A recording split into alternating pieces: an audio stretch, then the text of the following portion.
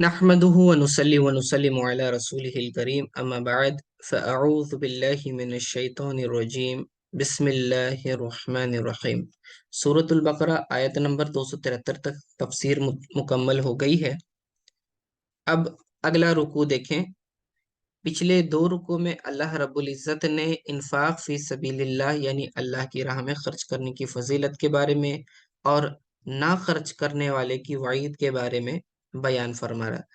تو پھر اس کے بعد مختلف مصارف بتائے کہاں کہاں خرچ کرنا ہے، پھر کتنا خرچ کرنا ہے، واجب صدقات کے بارے میں بتایا، نفلی صدقات کے بارے میں بتایا۔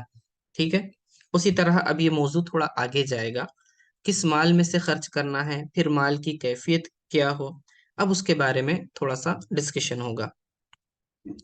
الذین ينفقون اموالہم، وہ لوگ جو خرچ کرتے ہیں اپنے مال کو، باللیل والنہاری، رات کے وقت اور دن کے وقت، سرًا وعلانیہ، سرًا کہتے ہیں چھپا کر کرنا، علانیہ کہتے ہیں دکھا کر کرنا۔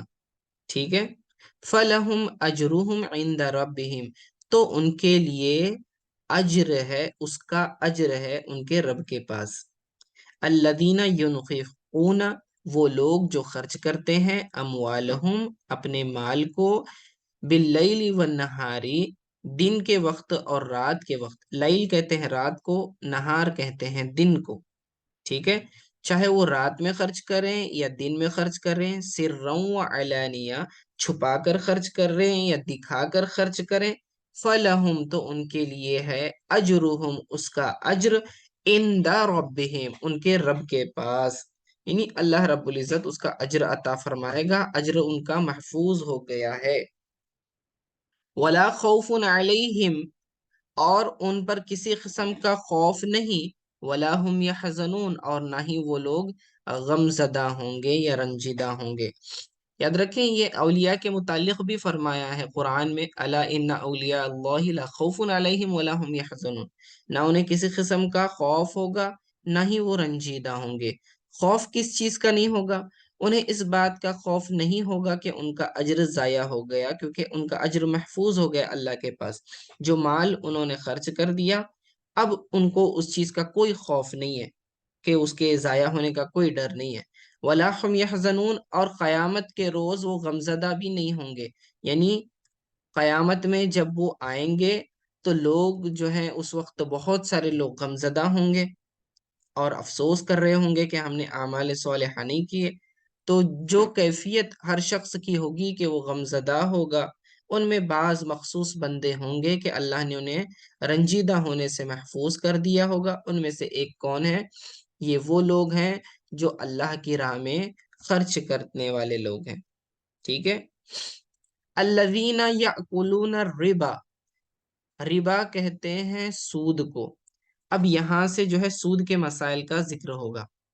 ٹھیک ہے، اب چونکہ اس کا تعلق مال سے ہے اور آدمی مال کی زیادتی کو پسند کرتا ہے جیسے کہ تجارت کی شکل میں، تو اللہ تعالیٰ نے یہاں بتا دیا کہ کون سی زیادتی جائز ہے مال میں اور کون سی زیادتی جائز نہیں ہے۔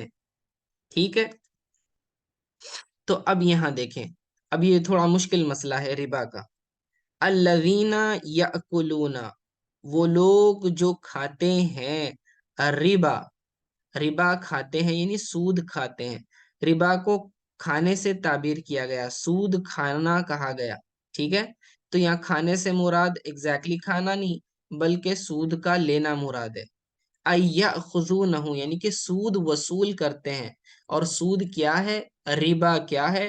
وہو الزیادۃ فی المعاملۃ بالنقود والمدعومات فی القدر او الاجل، یعنی کہ نقدی اور کھانے پینے کی اشیاء کے معاملات کی مقدار یا مدت میں جو زیادتی ہو اسے سود کہتے ہیں۔ سود کی تعریف کیا ہے؟ پہلے تو یہ سمجھنے کی ضرورت ہے۔ ٹھیک ہے، سود کی چند صورتیں ہیں کہ سود کس میں ہوگا اور کس میں نہیں ہوگا۔ ایک جو سونا چاندی ہے یا نقدی ہے، کیش ہے، یا پھر کھانے پینے کی اشیاء ہے، اس کے اندر مقدار میں کمی زیادتی کرنا یا مدت میں زیادتی کرنا، اسے یہ سود بن جاتا ہے۔ دو چیزیں ہیں، ایک ہے مقدار، دوسرا ہے مدت۔ ٹھیک ہے، مدت یعنی ڈیوریشن، ٹائم ادا کرنے کا۔ اب پہلے میں مدت کا سمجھا دیتا ہوں۔ یعنی کہ ایک شخص نے دوسرے شخص کو کوئی رقم دی اور ایک مخصوص مدت ٹھہرائی کہ مجھے اس مخصوص مدت پر وہ چیز دے گا۔ اوکے، جیسے کہ 1 سال کے بعد تو مجھے 1,000 واپس دے گا، اگر نہیں دے گا 1 سال کے اندر تو میں تجھ سے زیادہ لوں گا، یعنی کہ 1,100 لوں گا۔ تو اب مدت ختم ہونے کے بعد جو لے رہا ہے وہ زیادتی، یہ پھر سود ہے۔ اور آسان لفظوں میں اس کو کہوں تو قرض پر نفع لینا سود ہے۔ آپ نے کسی کو قرض دیا اور بدلے میں اس سے زیادہ وصول کر رہے ہیں، تو یہ قرض پر نفع سود کہلائے گا۔ نقدی سے مراد یہاں پر کیش بھی ہے اور سونا چاندی بھی اسی کے اندر آ جاتا ہے۔ ٹھیک ہے، تو سونا چاندی بھی اگر آپ ایکسچینج کر رہے ہو، یعنی کہ دو چیزیں آپ کے پاس ہیں، دو چیزوں کو آپ ایکسچینج کر رہے ہو، دونوں جانب ایک ہی جنس کی چیزیں موجود ہیں، تو اس کے اندر کمی زیادتی جائز نہیں اور ادھار بھی جائز نہیں۔ کمی زیادتی بھی جائز نہیں اور ادھار بھی جائز نہیں۔ یعنی کہ مثال کے طور پر آپ کے پاس ہے سونا، آپ کسی جیولری شاپ میں جاتے ہو، کہتے ہو کہ میرے پاس پرانا سونا ہے، اسے دے کر مجھے دوسرا سیم سونا لینا ہے۔ ٹھیک ہے، ایک مثال کے طور پر آپ کے پاس 5 تولے سونا ہے، ٹھیک ہے، اور 5 تولے سونا آپ اسے دے رہے ہو اور آپ چاہتے ہو کہ اس کے بدلے کیا ملے، آپ کو دوسرا نیا زیور بنا کر ملے، یعنی کہ دوسرا آپ خریدنا چاہ رہے ہو۔ تو یاد رکھیں، جتنا سونا آپ نے دیا ہے آپ اتنا ہی پورا پورا لیں گے اس سے، یعنی کہ وہ کمی نہیں کر سکتا اس سونے کی مقدار میں۔ میں رقم کی بات نہیں کر رہا، ڈائریکٹلی سونے کے ایکسچینج کی بات کر رہا ہوں۔ گولڈ ورسز گولڈ، سونا دیا اور اس کے بدلے میں سونا لیا، ٹھیک ہے، تو اگر اس کے اندر کمی زیادتی ہوئی تو جو زیادتی ہوگی وہ سود ہوگا۔ ٹھیک ہے، اور نقد معاملہ ہونا چاہیے، ادھار معاملہ نہیں ہونا چاہیے۔ یعنی کہ جب دو چیزوں کی جنس ایک ہو تو معاملہ ادھار کا جائز نہیں ہے۔ کیوں جائز نہیں ہے؟ کیونکہ ان اشیاء کی قیمتیں بڑھتی یا گھٹتی ہیں۔ اگر ڈیوریشن بڑھا دیا جائے گا تو ہو سکتا ہے سونے کی قیمت بڑھ جائے یا کم ہو جائے۔ اب وہ کمی زیادتی ہو جائے گی تو پھر میں نے جو 1 تولہ سونا دیا ہے، 1 مہینے کے بعد ضروری نہیں کہ اس کی قیمت 1 تولے کی وہی رہے، کم زیادہ ہو سکتی ہے۔ ٹھیک ہے، تو یہ جائز نہیں ہے۔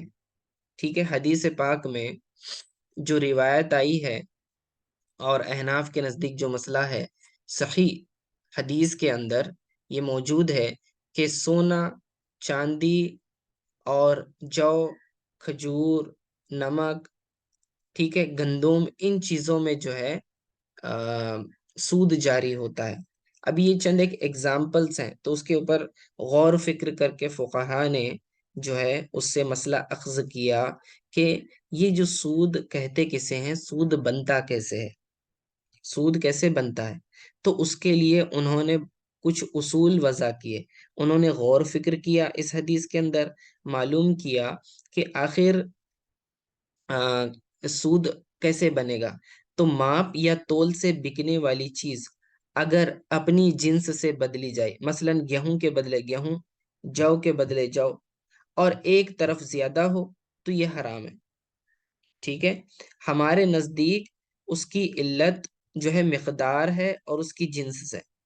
اگر وہ چیز عددی ہے، مثلا انڈے ہے، کھجور جو گن کے بیچی جاتی ہے، ٹھیک ہے، جیسے کہ درجنوں پر بیچی جاتی ہے، اخروٹ ہو گئے یا پھر آپ کہہ لیں انڈے ہو گئے یا کیلے ہو گئے، ٹھیک ہے، تو اگر وہ چیز جو ہے عدد کاؤنٹ کر کے بیچی جاتی ہے درجن وغیرہ پر، تو اس کے اندر کمی زیادتی سود نہیں کہلائے گی۔ ٹھیک ہے، اور جید اور ردی یعنی اچھی کوالٹی والا اور کم کوالٹی والا، اس کے اندر بھی ہم کیا کریں گے؟ فرق نہیں کریں گے. یعنی آپ ایسا نہیں کر سکتے کہ 1 کلو بہت ہائی کوالٹی کے آپ کے پاس سیب ہے، ٹھیک ہے، مثال کے طور پر 500 روپے کلو والے سیب آپ کے پاس ہیں، 1 کلو ہے، اور دوسری طرف جو ہے 250 روپے کلو والے سیب ہیں، ٹھیک ہے. تو آپ ایسے نہیں کر سکتے کہ 1 کلو اچھے کوالٹی کے سیب دے کر 2 کلو لو کوالٹی کے سیب لے لیں، یا پھر 2 کلو لو کوالٹی کے سیب دے کر 1 کلو اچھی کوالٹی کے سیب لے لیں. اس طرح نہیں کر سکتے، کیونکہ دونوں جانب جنس ایک ہے، ٹھیک ہے، ادھر بھی سیب ہے ادھر بھی سیب ہے. جب جنس ایک ہوگی تو اس کے اندر کمی زیادتی سود ہوگی. یعنی کہ اگر کوئی ایک اچھی کوالٹی کی کھجوریں ہیں، اجوا ہے، دوسری طرف سادی کھجوریں ہیں، آپ اجوا کھجوریں دے کر سادی کھجوریں زیادہ لینا چاہ رہے ہیں 2-3 کلو، تو جو بھی زیادہ لیں گے وہ سود کہلائے گا. تو جب جنس ایک ہو تو دونوں جانب مقدار برابر ہونی چاہیے، ورنہ یہ سود بن جائے گا. ٹھیک ہے، تو اس کی تفصیل جو ہے ربا کی، سود کی، یہ آپ احادیث میں کثرت سے اس کی اور فقہ کی کتابیں اس میں اس کی بہت ڈیٹیل موجود ہے. ٹھیک ہے، اصول آسان یاد رکھیں کہ قرض پر نفع سود ہے، اور دوسرا اصول یاد رکھیں کہ جب چیزیں دونوں جانب ایک ہی جنس کی ہوں تو اس میں کمی زیادتی یہ سود کہلائے گی. جو چیز آپ دے رہے ہیں اور جو چیز آپ لے رہے ہیں، دونوں جانب اگر ایک ہی جنس ہو، ایک ہی ٹائپ کا مال ہو، ٹائپ سے مراد وہ نیچر آف مال کی میں بات کر رہا ہوں، جیسے کہ سونا ہونا، چاندی ہونا، گیہوں ہونا، ٹھیک ہے، سیم جنس، سیم ٹائپ کا مال ہو دونوں جانب، تو اس میں کمی زیادتی کیا ہوگی؟ سود کہلائے گی. اب اگر آپ ڈائریکٹلی سیم جنس سے نہیں بدل رہے بلکہ اس کو ایکسچینج کر رہے ہو، مثال کے طور پر آپ گئے سونار کی دکان میں سونا خریدنے کے لیے، آپ چاہتے ہو کہ میں پرانی چاندی دے دوں اور اس کے بدلے نئی چاندی لے لوں، نئی چاندی کا کچھ بنا کے. اب جب آپ جاتے ہیں دکان میں، پرانی چاندی جب آپ دیتے ہیں تو اس کی قیمت ہو جاتی ہے بہت کم، ٹھیک ہے. مثال کے طور پر اگر آپ کے پاس 20 تولہ ہے تو جب آپ اس کی قیمت دیکھیں گے تو بہت کم ہو جاتی ہے، آپ کو 5 تولہ ہی نیا چاندی مل جائے گا آپ کو، یا انگوٹھی وغیرہ اس کی آپ بنا سکتے ہو. تو اگر آپ 20 تولہ چاندی دے کر 5 تولہ نئی چاندی لے رہے ہو تو یہ سود ہوگا. 15 تولہ جو بھی آپ نے دیا ہے وہ سود کہلائے گا، کیونکہ ایک جانب زیادتی ہے، دونوں جانب جو ہے جنس سیم ہے. تو اب اس سے بچنے کی صورت کیا ہے؟ آپ درمیان میں جو ہے کسی اور شے سے اس کو ایکسچینج کر لیں تاکہ جنس دونوں جانب ایک نہ رہے. یعنی کہ آپ چاندی دے دیں، اس کو ان کیش کر لیں، یعنی اس کو بیچ دیں اور اس کی کیش کی شکل بنا لیں. ٹھیک ہے، پوری 20 تولہ چاندی بیچ دیا آپ نے، جتنے بھی پیسے آ گئے، اب اس پیسے سے نئی چاندی خریدیں تو یہ جائز ہو جاتا ہے. چاندی کو چاندی کے بدلے آپ بدل نہیں سکتے ڈائریکٹلی، ٹھیک ہے، بدل سکتے ہیں لیکن کمی زیادتی نہیں ہونی چاہیے، یہ اصول ہے، لیکن ایسا کوئی کرتا نہیں ہے ڈائریکٹلی. تو اس کے لیے کیا کرنا پڑتا ہے؟ پیسوں میں کنورٹ کرنا پڑتا ہے. پہلے آپ اس کا حساب لگائیں کہ یہ جو پہلی والی چاندی ہے اس کے کتنے پیسے بن رہے ہیں، اور یہ نیت کریں کہ ان پیسوں سے میں دوسری نئی چاندی خرید رہا ہوں. اس طریقے سے آپ بچ سکتے ہیں، کیونکہ پھر یہ معاملے کے اندر جو ہے جنس دونوں جانب سیم نہیں رہے گی، ایک جانب کیش رہے گا، دوسری جانب چاندی رہے گی، تو اس میں پھر کمی زیادتی ہو سکتی ہے. ٹھیک ہے، ٹھیک ہے. اب پچھلی آیت میں کیا فرمایا؟ الذین ينفقون اموالہم، وہ لوگ جو اپنے مال کو خرچ کرتے ہیں چھپا کر اور اعلانیہ. تو یہ آیت حضرت ابو بکر صدیق رضی اللہ تعالیٰ عنہ کے حق میں نازل ہوئی جبکہ آپ نے راہ خدا میں 40,000 دینار خرچ کیے تھے، 10,000 رات میں خرچ کیے، 10,000 دن میں خرچ کیے، 10,000 پوشیدہ چھپا کر خرچ کیے، اور 10,000 ظاہر کر کے خرچ کیے. تو اللہ نے ان تمام کیفیات کا ذکر ایک ہی آیت میں فرما دیا اور کہا کہ الذین ینفقون اموالہم، جو لوگ اپنے مال کو خرچ کرتے ہیں رات میں اور دن میں، چھپا کر اور دکھا کر.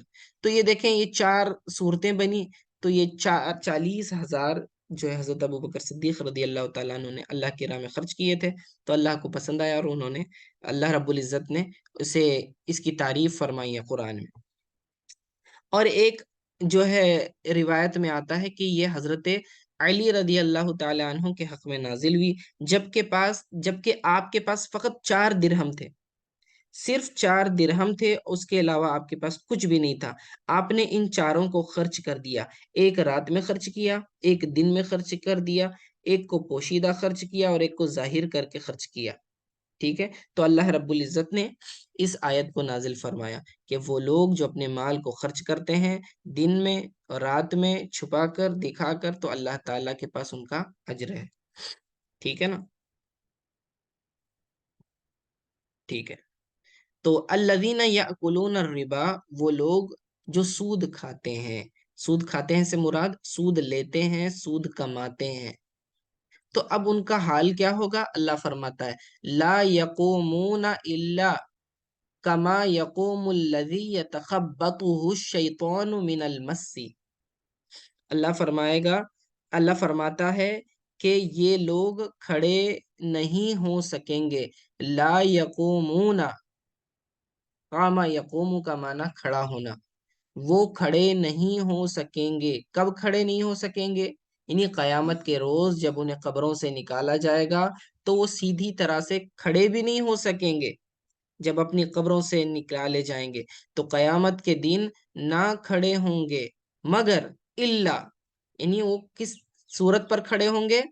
اللہ کما یقوم الذی، اس شخص کی طرح کھڑے ہوں گے جو یتخبطہ الشیطان من المس، یعنی اس شخص کی طرح کھڑے ہوں گے جیسا کہ ایک مخبوط الحواس شخص، یعنی مرگی کا جو مریض ہوتا ہے، یا پھر ایسا شخص جسے شیطان کے چھونے کی وجہ سے پاگل پن طاری ہو گیا ہو، یعنی کسی کو جن لگ جاتا ہے یا اس کے اوپر اثرات ہو جاتے ہیں، تو جس طرح اس کی کیفیت ہوتی ہے، وہ کامن آدمی اس وقت کنٹرول میں نہیں رہتا ہے، آؤٹ آف کنٹرول رہتا ہے، ٹھیک ہے، اس کی کیفیت جو ہے آؤٹ آف کنٹرول رہتی ہے، وہ بیلنس نہیں کر سکتا، تو ویسی حالت میں اللہ تعالیٰ اسے قیامت کے دن اٹھائے گا، یعنی کہ دیوانے اور مجنون اور کیا کہتے ہیں مخبوط الحواس، اس کو کسی شے کا ہوش نہیں ہوگا، جس طرح سے ایک مرگی کے مریض کو ہوش نہیں ہوتا، یا جس طرح ایسا شخص کے جس پر جن سوار ہو یا شیطان سوار ہو، ٹھیک ہے۔ تو جیسی اس کی حالت ہوتی ہے قیامت کے دن اللہ تعالیٰ جو ہے انہیں یوں اٹھائے گا جنون کی حالت میں، الجنون متعلق بیقومون، ٹھیک ہے۔ ذالک، یہ کیوں ہوگا؟ فرماتے ذالک بانہم قالوا انما البیع مثل الربا، یہ اس لیے کہ انہوں نے کہا کہ ربا تو بے کی طرح ہے، انما البیع مثل الربا، انہوں نے کیا کہا کہ بے جو ہے تجارت، بے کہتے ہیں تجارت کو، مثل الربا، ربا کی طرح ہے۔ اب بے کو پہلے سمجھ لیں، یہ مشرکین مکہ نے یہ بات کہی تھی، وہ کہتے ہیں کہ تم لوگ جو ہے کہتے ہو کہ سود حرام ہے اور تجارت جائز ہے، تجارت میں تم کیا کرتے ہو؟ نفع کماتے ہو، سود میں بھی کیا ہوتا ہے؟ نفع کماتے ہیں۔ تجارت میں نفع کیسے ہوتا ہے کہ آپ ایک چیز ہوتی ہے اسے زیادہ قیمت پر بیچتے ہو، کم قیمت پر خریدتے ہو، زیادہ پر بیچتے ہو، اور جو منافع ہوتا ہے اسے تم حاصل کرتے ہو، اسے تجارت کا نام دیتے ہو۔ 100 روپے کی چیز مثال کے طور پر آپ نے ایک کتاب خریدی 100 روپے میں اور اس کو 110 روپے میں بیچ رہے ہو، اب جو 10 روپے آپ کو ملے، وہ جو منافع ہے تجارت کے ذریعے، اسے تو تم حلال سمجھتے ہو، لیکن اگر میں 100 روپے کسی کو قرض دے دوں اور اس کے اوپر 110 روپے لے لوں، ٹھیک ہے، تو اس پر جو 10 روپے لیے ہیں اس کو تم کیا کہتے ہو؟ ناجائز ہے، جبکہ بے اور ربا دونوں دکھنے میں تو سیم ہی ہے۔ تو یہ انہوں نے اس طرح کا اعتراض کیا، ٹھیک ہے، اعتراض سمجھ میں آ گیا۔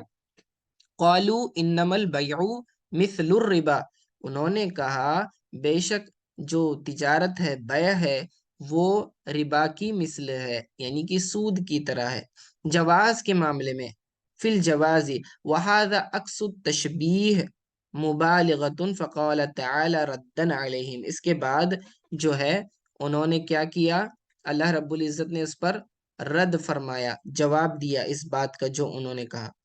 اب اس کے اندر انہوں نے کہنا تو یہ چاہیے تھا کہ سود جو ہے بے کی طرح ہے، کیونکہ مسئلہ سود کا چل رہا تھا نا، لیکن انہوں نے یہ نہیں کہا کہ سود بے کی طرح ہے، بلکہ کہا کہ بے سود کی طرح ہے۔ یہ جو ہے اصل میں عکس تشبیہ کہلاتا ہے، اور اس میں بہت زیادہ مبالغہ ہے، یعنی کہ وہ لوگ سود میں لین دین میں اتنے ڈوبے ہوئے تھے، اتنے ڈوبے ہوئے تھے کہ تجارت سے بڑا تو سود کو ہی سمجھتے تھے، سود لینا دینا یہ اصل منافع سمجھتے تھے، اور تجارت ضمنی سمجھتے تھے۔ اسی لیے کہا کہ تجارت سود کی طرح، یہ نہیں کہا کہ سود تجارت کی طرح ہے، ٹھیک ہے نا؟ تو یہ بہت زیادہ مبالغہ کر کے انہوں نے کہا تھا۔ تو اللہ فرماتا ہے وَأَحَلَّ اللَّهُ الْبَيْعَ وَحَرَّمَ الرِّبَا۔ اب یاد رکھو کہ تمہیں یہ بات نہیں سمجھ میں آنے والی کہ اس کے اندر کیا ٹیکنیکلٹیز ہیں اور اس کا کیا نقصان ہے، کہ اللہ تعالیٰ نے سود کو کیوں حرام کیا ہے اور تجارت کو کیوں حلال کیا ہے۔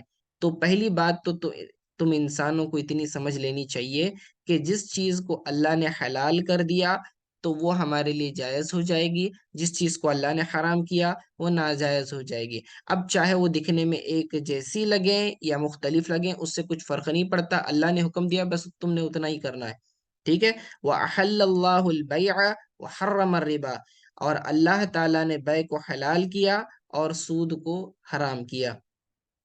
فَمَنْ جَاءَهُ، اب آگے فرما رہے، ٹھیک ہے؟ یعنی کہ جو شخص سود کو چھوڑے نہیں اور سود کو لیتا رہے، تو اب اس کے بارے میں آگے فرما رہے، اللہ نے حلال کیا بیع کو اور حرام کیا سود کو، تو جسے آئی یعنی پہنچی نصیحت، فمن جاءہ یعنی جس تک پہنچ گئی، موعظۃ واض و نصیحت، من ربہ اپنے رب کی طرف سے، فانتہا تو وہ کیا کرے گا؟ انتہا کا معنی ہوتا ہے کسی چیز کو چھوڑ دینا، باز آ جانا، ٹھیک ہے؟ تو جس شخص کو واض و نصیحت اس کے رب کے پاس سے ملی اور وہ باز رہا، فنتہا وہ بچ گیا اس سے، ٹھیک ہے؟ یعنی اس سود کے لینے سے، سود کے کھانے سے تو بچا رہا، تو اس کے لیے کیا ہے؟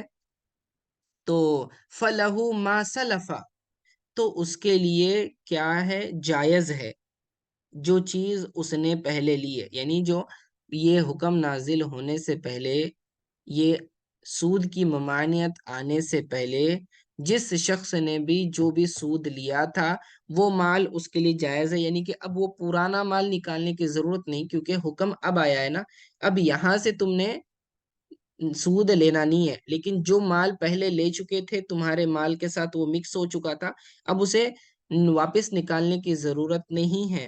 اللہ فرما رہا ہے کہ فمن جاءہ، پس جس تک پہنچی، موعظۃ نصیحت، یعنی اللہ تعالیٰ کا یہ حکم پہنچ گیا، من ربہ اس کے رب کی طرف سے، فانتہا تو وہ بچ جائے، یعنی کہ وہ رک گیا، اب نیا سود نہیں لے رہا ہے، فَلَهُ مَا سَلَفَ تو اس کے لیے جو پہلے گزر گیا، یعنی جو سود اس نے پہلے لے لیا ہے تو اس کے بارے میں اس سے پوچھ گچھ نہیں ہوگی، کیونکہ حکم تو اب آیا ہے، ٹھیک ہے؟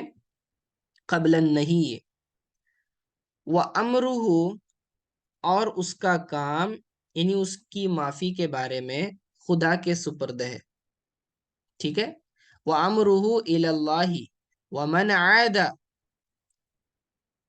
وَمَنْ عَادَ اور جو اب ایسی حرکت کرے گا، یعنی کہ حلت میں اسے تجارت کے ساتھ تشبیہ دے کر کھائے گا، سود کو جائز سمجھے گا، تو فرمایا فَأُولَئِكَ أَصْحَابُ النَّارِ تو وہ دوزخی ہے، ہم فیہا خالدون اور وہ اس میں ہمیشہ رہیں گے۔ تو دیکھیں یہاں پر یاد رکھیں، جس چیز کو اللہ نے حلال کیا ہے اسے اپنی جانب سے حرام کرنا، یا جس چیز کو اللہ نے حرام کیا ہے اسے اپنی جانب سے حلال کرنا، یہ جو ہے کفر ہے، یاد رکھیں اپنی جانب سے، کیونکہ اللہ نے جسے حلال کیا آپ اسے حرام نہیں کر سکتے، جسے اللہ نے حرام کیا اسے کوئی انسان حلال نہیں کر سکتا، تو یہ اللہ تعالیٰ کے حکم کو نہ ماننا ہوا اور آیتوں کا انکار ہوا، جس کی وجہ سے آدمی کافر ہو جاتا ہے اور پھر جہنم میں ہمیشہ رہے گا۔ ایک ہے سود کو حرام سمجھنا اور پھر کھانا، تو یہ تو کبیرہ گناہ ہے، لیکن اس سے آدمی کافر نہیں ہوگا۔ اور ایک ہے جو سود کو جائز سمجھتا ہے، ٹھیک ہے، یعنی سود کو سرے سے جو ہے جائز سمجھتا ہے، ناجائز سمجھتا ہی نہیں ہے، پھر تو اس پر کفر لازم ہو جائے گا، ٹھیک ہے۔ اور یہ سود حقیقی کے بارے میں ہے، اصلاً جو سود کی تعریف میں بیٹھتا ہے اسے کہا جا رہا ہے، یعنی سود کا جو حکم ہے کلیتاً اس کا انکار نہیں کرتا، اور جو انکار کرتا کہتا کہ سود جیسے یہ سود کو ہم حرام نہیں کہتے، جائز ہی سمجھتے ہیں، جیسے کہ مشرکین مکہ سمجھتے تھے کہ وہ لوگ سود کو حرام نہیں سمجھتے تھے، اگر کوئی ویسا سمجھتا ہے تو پھر آدمی جو ہے یہ کافر ہو جائے گا۔ اس کی مثال یوں سمجھ لیں جیسے کہ کوئی شخص شراب کو حلال جانتا ہو، اگرچہ کہ وہ زندگی بھر شراب نہ پیے، لیکن شراب کو حلال سمجھتا ہو تو کافر ہو جائے گا، کیوں؟ کیونکہ اسے اللہ نے قرآن میں حرام کیا ہے۔ تو جو چیز اللہ نے حرام کی ہے اس کو حلال نہیں سمجھا جا سکتا، ٹھیک ہے۔ یمحق اللہ الربا ویربی الصدقات، اللہ تعالیٰ سود کو مٹاتا ہے، ویربی الصدقات، اور صدقات کو بڑھاتا ہے۔ کیسے اللہ تعالیٰ ربا کو مٹاتا ہے؟ یعنی کہ اللہ تعالیٰ جو ہے ینقصہ ویذہب برکتہ، جس مال کے اندر سود لیا جاتا ہے اللہ اس میں کمی کر دیتا ہے، اس کی برکت کو اٹھا لیتا ہے۔ ویربی الصدقات، اور صدقات کو بڑھاتا ہے، یعنی یزیدہا ینمیہا ویضاعف ثوابہا، یعنی اس کے مال کو بھی بڑھاتا ہے، جو آدمی صدقہ دیتا ہے اس کے مال میں برکت ہوتی ہے اور اس کے مال میں اضافہ ہوتا ہے، جیسے کہ جو شخص زکوٰۃ دیتا ہے اللہ تعالیٰ اس کے مال کی حفاظت بھی فرماتا ہے، اور جو صدقات دیتا ہے اللہ کی راہ میں ایک دے گا اللہ 10 گنا اسے مال بڑھا کر دے گا۔ تو دنیا میں تو مال کی زیادتی ہوگی ہی ہوگی، قیامت میں بھی ثواب زیادہ ہوگا، تو دونوں جگہ وہ نقصان سے بچے گا۔ تو اللہ فرما رہا ہے وَيُرْبِ الصَّدْقَاتِ، اللہ صدقات کو بڑھاتا ہے، وَاللَّهُ لَا يُحِبُّ كُلَّ كَفَّارٍ أَثِيمٍ۔ ہاں، تو اور اللہ فرماتا ہے اور اللہ پسند نہیں کرتا، اللہ کو پسند نہیں آتا کوئی کفر کرنے والا، کفارن اثیم، کفار کفر کرنے والا، اثیم گناہ گار، یعنی جو اسمن کہتے ہیں گناہ، اثیم گناہ کرنے والا، یعنی جو شخص جانتے بوجھتے معلوم ہے کہ یہ گناہ ہے، اعلانیہ فسق و فجور میں پڑ جاتا ہے اور اسے کھلم کھلا جائز سمجھ کر کہتا ہے، تو اللہ فرماتا ہے یہ کافر بھی ہے گناہ گار بھی ہے، تو اللہ ایسے شخص کو پسند نہیں کہتا، پسند نہیں کرتا، ٹھیک ہے۔ چلیے آج کے لیے اتنا کافی ہے، وصلی اللہ تعالی علی خیر خلقی محمد وآلہ وصحبہ اجمعین برحمتک یا ارحم الراحمین۔